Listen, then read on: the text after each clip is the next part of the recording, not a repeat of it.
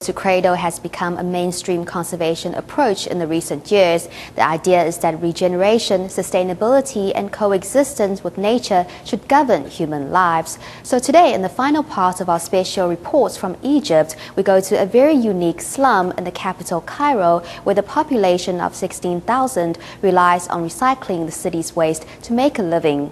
Locals, also known as Zabaleen or garbage collectors, recycles 85% of the trash, a rate higher than other developing countries. In our last visit to Egypt, we went to a tour around the Zabaleen community and also made a stop at the Al-Azhar Park, the equivalent of Cairo's Central Park, which used to be a stinking landfill.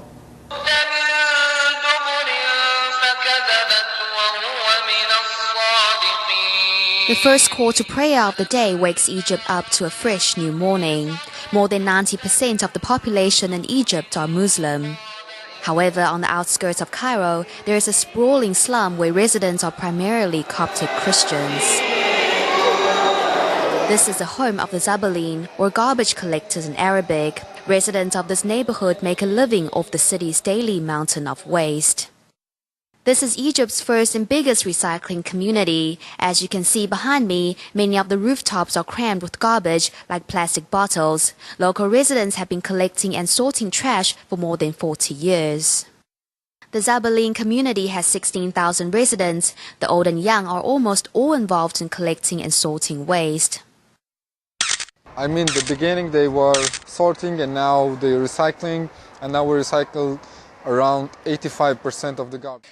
The Zabaleen recycle 85% of the waste, which is about 25% higher than Taiwan's recycling rate.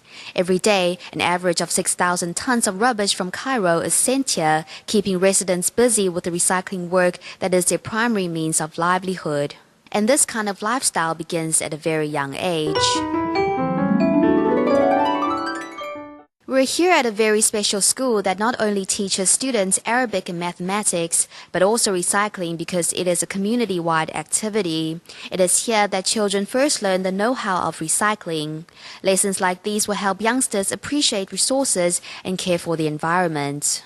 It was a study and I know everything here, and I love this school, and I want to learn him.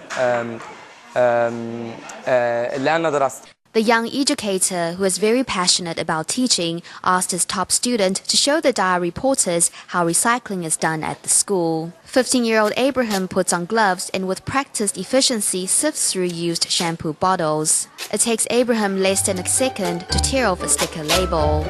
The 150 students here are all veteran recyclers. 100,000 bottles go through the school every month.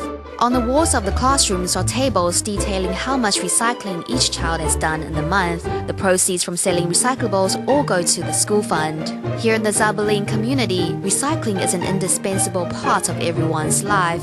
Even shops sell products made from used items.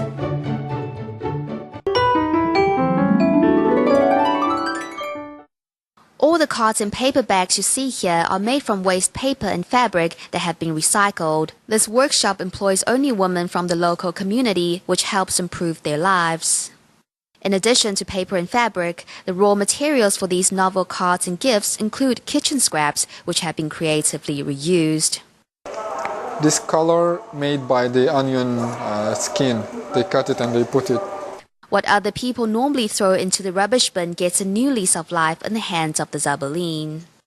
And the schools and gift shops aren't the only pride of this remarkably eco-friendly shantytown. It is also home to Cairo's bright green gem, the Al-Azhar Park.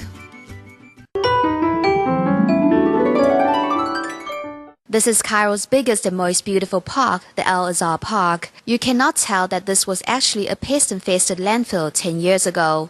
Where I stand, there's not a trace of bad smells.